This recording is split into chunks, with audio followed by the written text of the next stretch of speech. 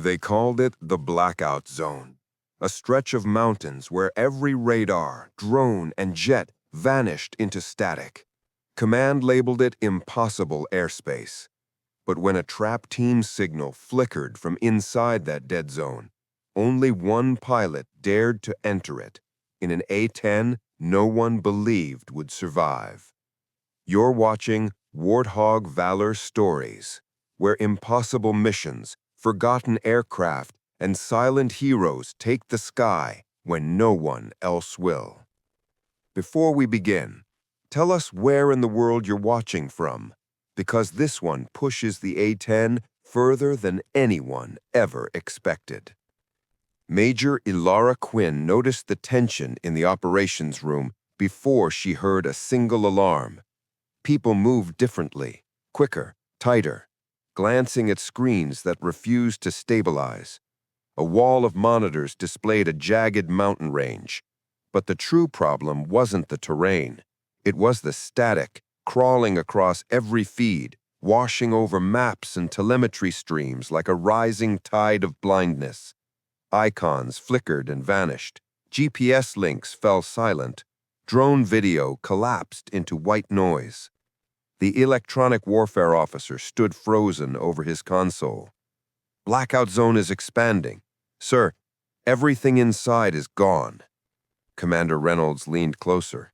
Gone meaning jammed, or gone meaning nothing is coming out? No radar, no GPS, no data link. Anything that enters loses every electronic system in seconds. Then a faint blinking dot appeared, barely visible, stuttering like a dying heartbeat. A broken voice pushed through the static. Anyone copy?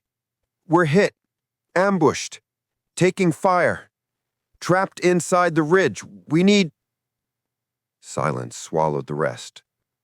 Reynolds muttered, "That team is in there?" The EW officer nodded. "Yes, sir. And we can't see them. Every aircraft that tried to scan the area dropped off the board." The room shifted into a grim silence. F-16 pilots traded helpless looks. Drone crews raised their hands in surrender. Every modern aircraft, every advanced tool they relied on, was useless inside that electronic storm. Reynolds exhaled sharply. Command already labeled it impossible. We hold until the interference shifts. Before he even finished, Elara Quinn stepped forward. She studied the static-filled map, then the faint distress signal blinking like a trapped firefly. Her voice stayed calm. "Sir, the A-10 can operate with systems offline. Half my hog's avionics are analog. She'll keep flying even if everything digital dies." Reynolds turned to her. "Quinn, you'd be flying blind. No radar, no comms, no guidance, nothing." Elara's expression didn't change. "I've flown low-vision casts my entire career. I don't need glass screens to know where I'm going." An F-35 pilot scoffed. "If our sensors can't penetrate the interference, what makes you think your hog can?" Elara didn't look at him. She looked only at the map. Because the Warthog was built for a kind of war technology tries to avoid. No one argued after that. They couldn't. No aircraft besides the A-10 had a chance of surviving inside a zone that erased everything digital. And no pilot besides Elara Quinn had the nerve to volunteer. Reynolds made one last attempt. "Command already said the airspace is impossible." Elara grabbed her helmet. "Then I'll go teach Command what impossible looks like." Minutes later, the A-10's engines thundered across the runway, shaking the sand loose from the floodlights. The sky was turning orange, the kind of dying light that promised trouble. As the hog lifted off, Elara watched her screens flicker, first dimming, then glitching, then freezing. Reynolds' voice crackled into static. "Elara, once you cross the boundary, we won't be able to..." The rest dissolved. Because the moment she crossed into the blackout zone, every system died at once. HUD fading, gauges locking, radios falling silent. The A-10 flew on anyway. And in the cockpit's sudden darkness, Elara whispered the only guidance she had left. Then all trust the one thing that won't disappear, me. The first seconds inside the blackout zone felt unreal, like the air itself had thickened around the cockpit. The soft hum of working avionics became a hollow quiet, broken only by the engine vibration carrying through the frame. The HUD was gone. The digital gauges were frozen mid-value. Even the soft green glow of the navigation panel had dimmed into a dead, colorless slate. Elara Quinn was flying a 30,000-pound aircraft with nothing but muscle memory, analog instincts, and a terrain outline she had memorized in less than a minute. Behind her, the border of the blackout zone faded into haze. Ahead, only a dark mountain wall waited. She steadied her breathing. "Stay honest, Hog," she murmured. The A-10 answered with a deep rumble, old, imperfect, but loyal. Inside the operations center, the screens showing her flight went pitch black. Reynolds stared at the empty display as if trying to will it back to life. "We lost her completely," one technician said. "We have no telemetrics, no altitude, no radio. She's flying in total darkness." Reynolds didn't respond. He kept his palms on the console, jaw clenched. For years he had criticized pilots who relied on intuition over instruments. Yet now the only person who might rescue the trapped team was someone flying on exactly that. In the canyon, the wind shifted. Elara felt the Hog's nose nudge right. She corrected gently. Small movements, no sudden inputs. At low altitude, the Warthog wasn't forgiving, but its slower speed and heavy frame gave it something the faster jets never had, the ability to feel the world around it. She guided the aircraft by sound, by pressure in her controls, by the faint echo of wind bouncing off rock. Every second inside the static cloud was guesswork and instinct layered together. A shape emerged ahead. Just a shadow at first. A cliff face. She banked left, low enough that the canyon wall slid past her wingtip like a warning. The turbulence tightened, announcing a narrow passage. She eased the stick again. And then, finally, the first clue, a flicker of reflected light from below. It wasn't natural. It wasn't the sun. It was metal. The convoy. Elara dropped lower, descending into the spine of the ridge. Dust burst upward in swirling spirals as the A-10's engines disturbed the ground. Flames flickered from burning vehicles scattered along the canyon floor. She could make out silhouettes, tiny, desperate shapes moving behind rock fragments and shattered armor. She had found them. The team's last radio burst echoed in her mind. Ambushed, pinned, out of time. Elara flexed her gloves, steadied the aircraft, and let her training settle into place. She had no targeting screens, no infrared, no rangefinder, but the Hog had eyesight through a pilot, not through glass. She lined up the first hostile position by sight alone, reading the dust trails, muzzle flashes, movement patterns. She set the dive angle, calculated instinctual distance, breathed in, and fired. The GAU-8's thunder shook the canyon, each round carving through rock and metal with a force that felt like the earth splitting. Echoes bounced off the stone walls, layering explosion over explosion. On the ground, soldiers ducked as a wave of dust rolled over them, then lifted their heads in disbelief. Someone shouted upward, voice breaking, "Whoever that is, keep doing it." Elara pulled up hard, the Hog groaning through the turn. She swung wide, catching a glimpse of the next enemy position.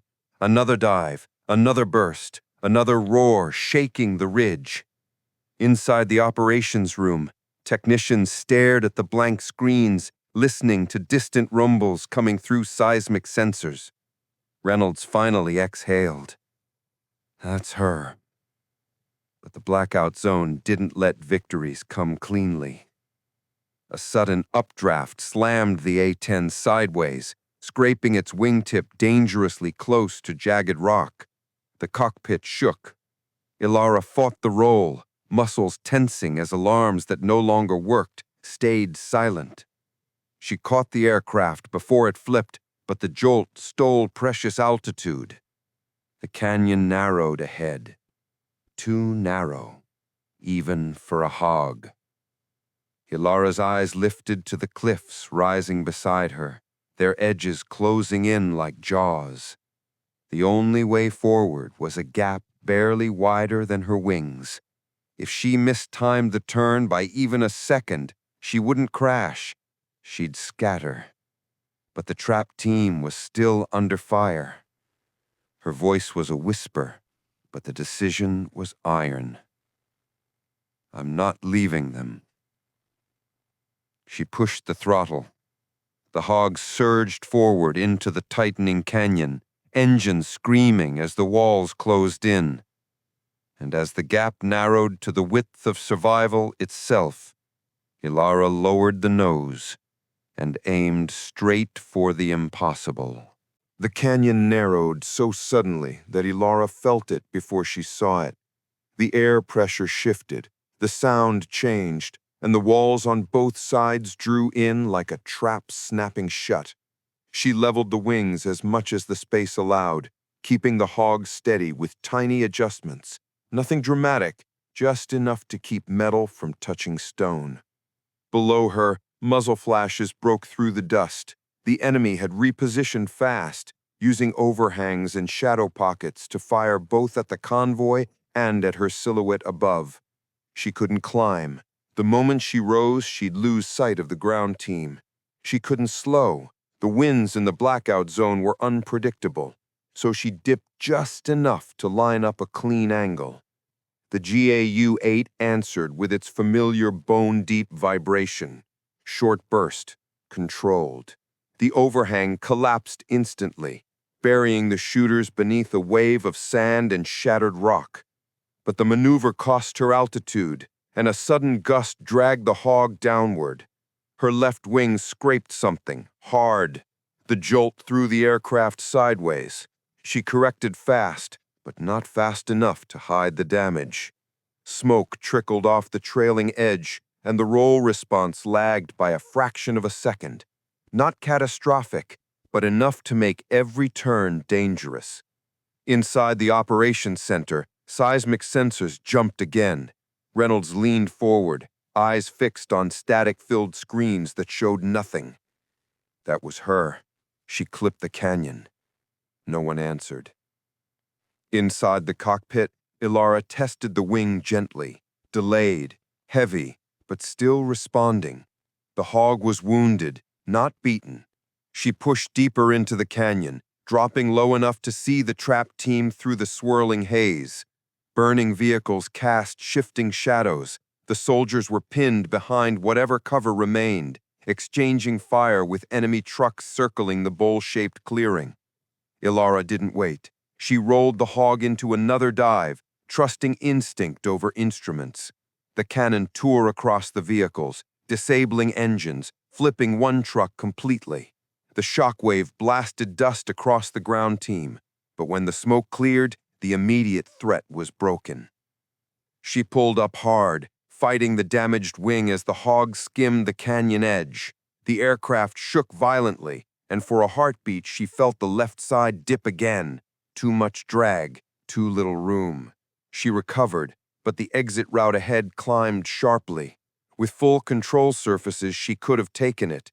With a damaged wing, it was a gamble that leaned toward disaster. She scanned the terrain ahead. The main canyon exit twisted upward into a tight curve. One wrong angle and she'd clip the rock again, only harder. She needed another way out. Then she saw it. A side ravine, a narrow cut along the mountain wall, barely wide enough for a ground vehicle, a death trap for anything with wings. But it pointed straight toward open sky. Not pretty, but it's a way out. On the ground, the rescued soldiers watched the hog streak past overhead, trailing smoke, banking sharper than it should. They didn't know the canyon was too tight. They didn't know the aircraft was damaged. All they knew was that someone had come for them when everyone else stayed away. Elara leveled her breathing and set up the approach. The ravine tightened immediately, its entrance nothing more than a jagged seam carved into the rock. She dropped the hog's nose, feeding a touch of throttle, letting momentum pull her through before the winds shifted again. The walls loomed inches from her wingtips. The damaged left side dragged slightly toward the stone. She countered. The nose drifted. She corrected. Every second was a balance between instinct and physics. The ravine bent right, hard. She braced and pulled. The hog groaned. The wings screamed against the air, and the canyon floor rushed beneath her like a fuse being lit. If the damaged wing failed in the next 3 seconds, the A-10 wouldn't crash, it would disintegrate. Elara pushed the throttle anyway. The ravine tightened so quickly that Elara barely had time to shift her grip. One moment, the hog had a few meters of space on each side. The next, the walls angled inward, squeezing the aircraft into a corridor that felt designed to crush anything that entered. The damaged left wing dragged slightly toward the stone whenever the wind shifted, and she had to correct it with careful, almost surgical inputs. Nothing dramatic, nothing sudden, just measured control. Another gust slammed into the fuselage. The left wing dipped, scraping a thin spray of dust from the canyon wall. Elara steadied the hog before it could drift again. The scrape meant she had almost no buffer left. The next one wouldn't be a warning. It would be the end. Behind her, the rescued team finally began moving out of the kill zone. From their extraction trucks, a few soldiers looked up at the ridge, watching the A-10 disappear deeper into the narrow cut. They had no idea how tight the space was. No idea the pilot above them was flying wounded. No idea she was navigating a canyon designed to punish anything heavier than a bird. Inside the operations room, seismic sensors flickered with small pulses. Those tiny tremors, barely readable, were the only clues the staff had that Elara was still flying. Reynolds tapped his eyes on the static-filled screens. That's airflow impact. She's way too low. No anger this time, just a quiet admission of the impossible task she had taken on. A technician swallowed. Sir, she's not trying to climb out. Reynolds didn't turn. She's taking the ravine. It's the only route narrow enough to hide from the interference. It also happened to be the most dangerous. Inside the cockpit, the ravine bent sharply left. Elara rolled the hog with only the tips of her fingers, compensating for the lagging wing. The canyon walls blurred past her canopy, close enough that she could have reached out and touched them if the glass weren't there. The damaged wing wobbled again, fighting the airflow. She whispered, "Hold together, just a little longer." Ahead, she finally saw the exit. The ravine funneled upward, forming a steep, narrow chimney of rock leading straight toward open sky. But the angle was sharp, and the damaged wing meant she wouldn't climb evenly. If she mistimed it, she'd shear the wing clean off. There was no alternative. She nudged the throttle. The hog responded with a tired but obedient surge. The engine note deepened. Smoke trailed behind her. The canyon floor rose fast, closing in beneath the aircraft. She matched it inch by inch. Then a burst of turbulence slammed her sideways again.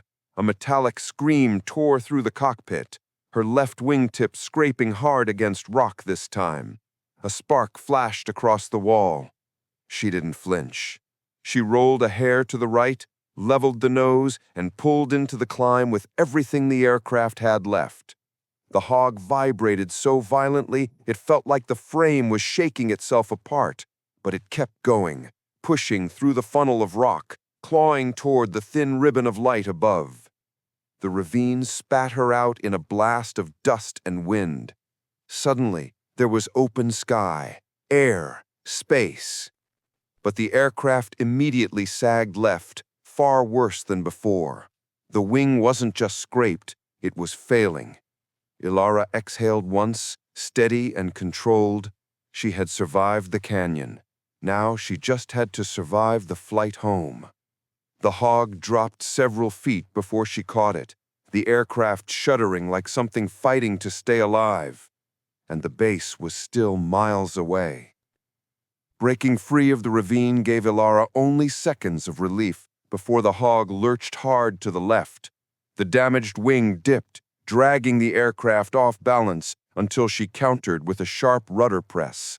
It leveled, but the delay was unmistakable. Whatever she hit in the canyon had weakened the structure more than she'd hoped. She eased the throttle, trying to calm the vibration running through the fuselage. No instruments, no screens, just the feel of metal shifting under her hands. The Hog was flying, but not happily. Every gust pushed the aircraft sideways. Every correction came half a heartbeat late. Ahead, the shimmering wall of the blackout zone waited. Leaving it meant turbulence and interference strong enough to twist a healthy jet, much less a wounded one. Staying inside was worse, so she banked gently, setting a line toward the edge. Her jaw tightened with each wobble of the wing. In the operations room, the seismic blips, the only sign of her flight, slowed almost to nothing. Reynolds stood perfectly still. She's close. She has to be. No one answered. No one dared. Then the A-10 hit the interference shift. The cockpit jolted, the fuselage rattling as crosswind slammed into the damaged wing. Elara gripped the stick tighter, riding the turbulence rather than fighting it. The Hog bucked again, dropping several feet before catching air. She breathed through it. Come on, just a little more. A flicker of life sparked across the dead radio panel, then a burst of static. Then Reynolds's voice, stunned and disbelieving. Elara, do you read? She let out the breath she'd been holding. I'm here.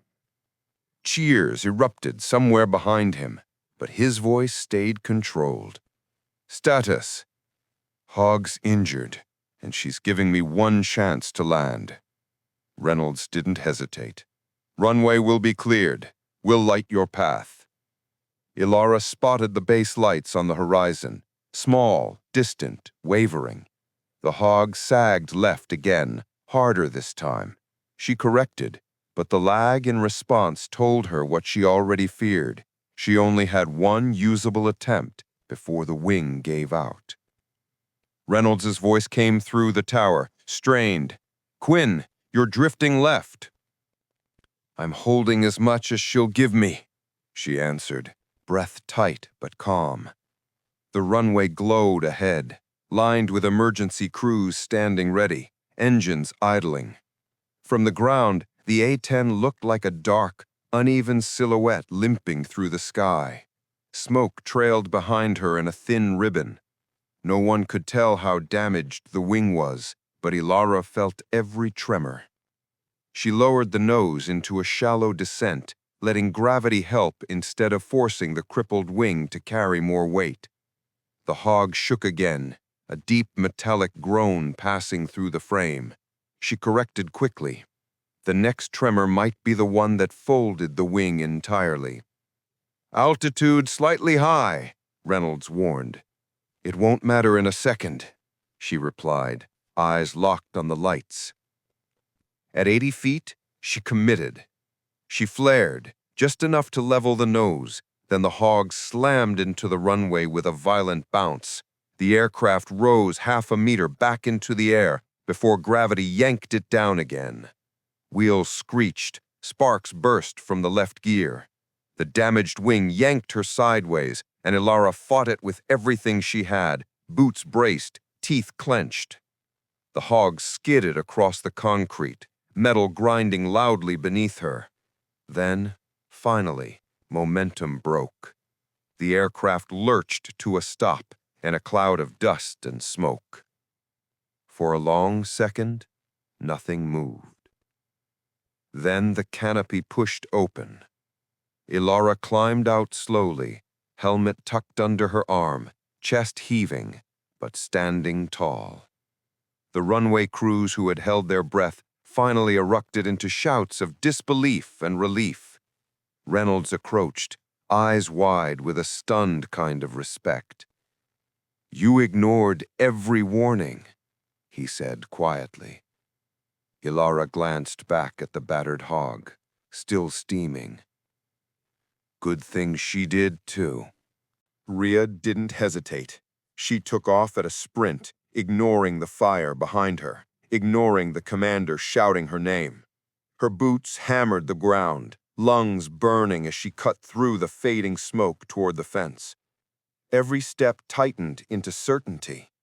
Darren wasn't the mastermind. He was only the lever. And the person who had pulled it, the person who had tried to erase her, was out there in the dark, running.